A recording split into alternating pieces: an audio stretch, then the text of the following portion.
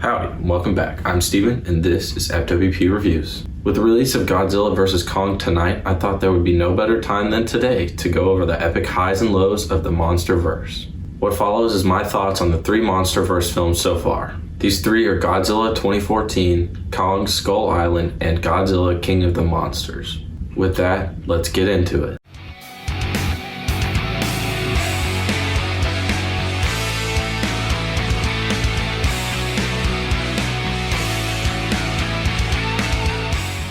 With the release of Godzilla in 2014, many were left unsatisfied. Others, such as myself, saw this grounded approach as the birth of something greater. Fast forward 2 movies, and that's all completely out the window. What remains is a highly visually polished, grand set of 3 movies. They show no signs of stopping soon, so let's get into my thoughts on these 3 movies.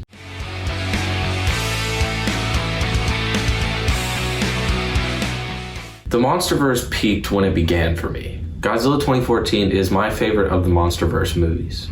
It did something original and unique with a movie of this style and budget. It did what smaller indie films have to do. We end up focusing on the humans in this movie. Wonderful performances by Aaron Taylor-Johnson, Elizabeth Olsen, and Bryan Cranston, and many more of the cast are what makes this possible. The ultimate choice to focus on the humans and to actually flesh out those stories makes the Godzilla moments that much bigger. It takes as grounded of an approach as it can for a movie about a monster that's the size of a skyscraper trampling people's houses. It works, and it has heart, and it has emotion. It gripped me as the viewer and showed me that Gareth Edwards is one to watch in the future of directing. And what do you know? He followed this movie up with the best Star Wars movie ever made, Rogue One. Godzilla in this movie is absolutely amazing. The movie can be dark and hard to see at certain points, but the first look we get at Godzilla after the lights come back on in Hawaii during the power outage, my god. The slow pan up as we see the lights flicking back on and there's just this huge, dominant monster standing there. Then there's the iconic roar, and this movie is cemented as one of my favorites.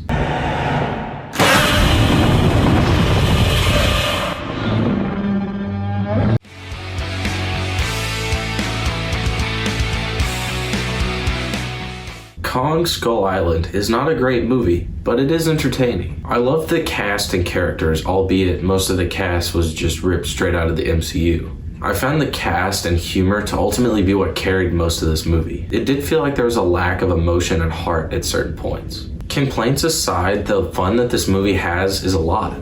It leans really well into the Vietnam era it's set in. The time period feels like a gimmick, but the helicopters, the loud music, and the big ass fucking monkey make for a great time.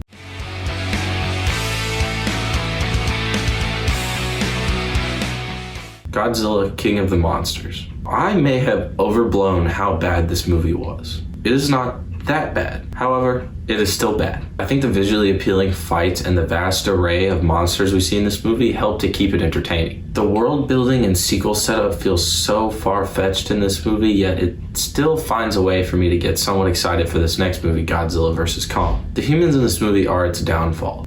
In Godzilla 2014, the humans carried the story and they did it well. In Kong Skull Island, they were all hilarious, charismatic, and really fun to watch get picked off by a giant monkey. In this movie, they're boring, ridiculous, and poorly written. The supervillain speech by the woman, what's her name? The bad woman. Anyways, her speech was so cringy and contrived, and I felt myself turning inside out listening to it even this time through. I wish this movie had gone literally any other direction with its human narrative. There were so many unbelievable shifts in character motivations in this movie that it literally just made me want to so many times it just left me rolling my eyes because I felt like we'd taken 20 steps back to the 90s in storytelling.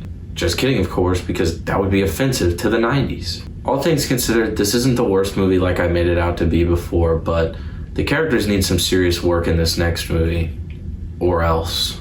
With that, let's wrap this up. The Monsterverse thus far has been a short series filled with some incredible highs and some incredible lows. I think that there is a lot of potential for enjoyment in these films. However, if we get another movie as bad as Godzilla King of the Monsters, it may just be time to let it go. And of course, today we shall see if Godzilla vs. Kong is any good. Until then, follow my Instagram at FWP Reviews 100 for daily written reviews about the newest movie. And with that, this is FWP Reviews signing off. Thank you guys so much for watching, and I'll catch you on the next one.